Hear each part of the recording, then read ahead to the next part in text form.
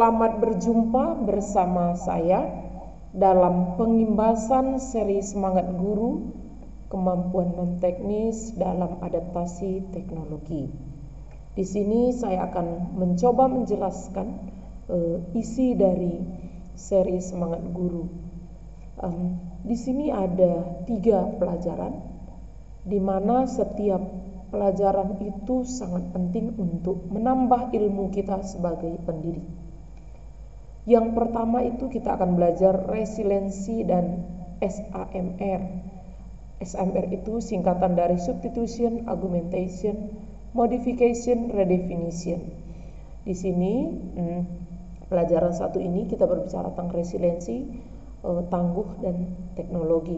Di sini kita diminta untuk menggunakan teknologi itu dalam pembelajaran kita. Dan dari tingkatan substitution itu yang paling sederhana, dan nanti yang sudah bagus itu adalah di tahap redefinition seperti itu. Itu adalah kita belajar di pembelajaran 1. Sedangkan di pembelajaran 2 adalah kita belajar critical thinking. Critical thinking, berpikir kritis dan teknologi. Di sini kita sebagai guru itu kita ada di pola pikir saya jadi sadar, saya terpikir. Jadi di sini kita belajar bagaimana teknik kritis, dan kita juga memposisikan anak didik kita itu, setiap anak itu mampu kritis seperti itu. Jadi kita harus mengerti, harus memberikan kesempatan kepada mereka untuk berpikir kritis, dan kita sendiri pun harus kritis tentunya ya. Kemudian di pembelajaran 3 itu creativity, kita belajar tentang konten dan teknik penceritaan. Bagaimana dalam pembelajaran itu teknik penceritaan sangat penting ya. Walaupun memang terlihat sederhana bercerita, tapi itu ternyata bagaimana kita mampu mengolah cerita kita itu menarik, di situ sangat penting.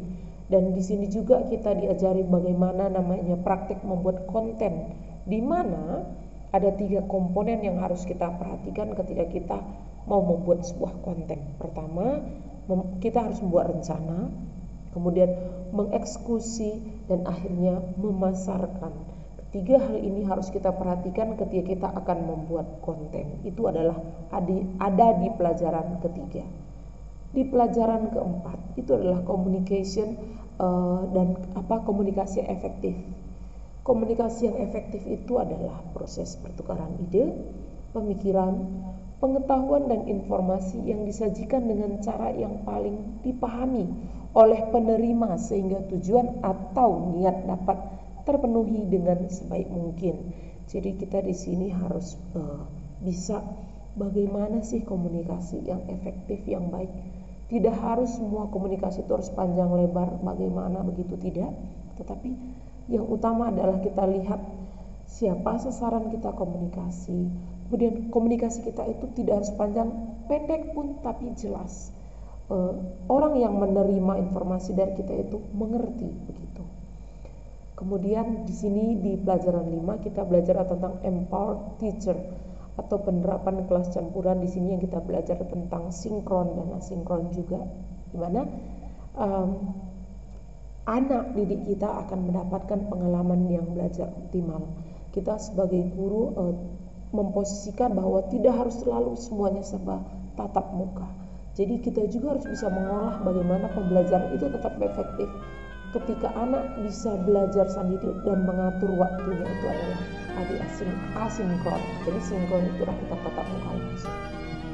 Di pembelajaran ke-6 kita belajar tentang kolaborasi dan dampaknya. Di mana kolaborasi dan dampak pengertian kolaborasi ini kita belajar di sini, nanti materinya adalah pentingnya melakukan kolaborasi bagi guru dan tenaga pendidikan, kemudian dampak dari melakukan kolaborasi itu sendiri, kemudian macam-macam kolaborasi yang dapat dilakukan oleh guru dan tenaga pendidikan, praktik baik Dirjen GTK sebagai wadah kolaborasi bagi guru dan tenaga pendidikan, program guru belajar, program guru berbagi, program sekolah penggerak.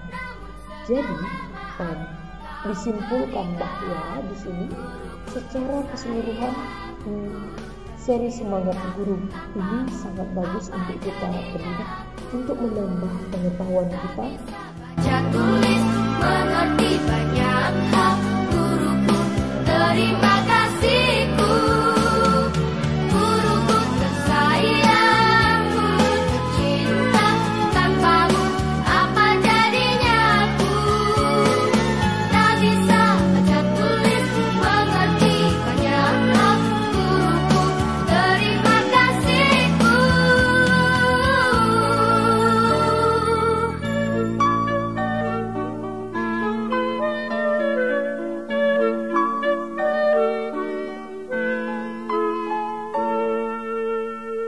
Dan terima kasih, mohon maaf jika ada yang kurang. Terima kasih.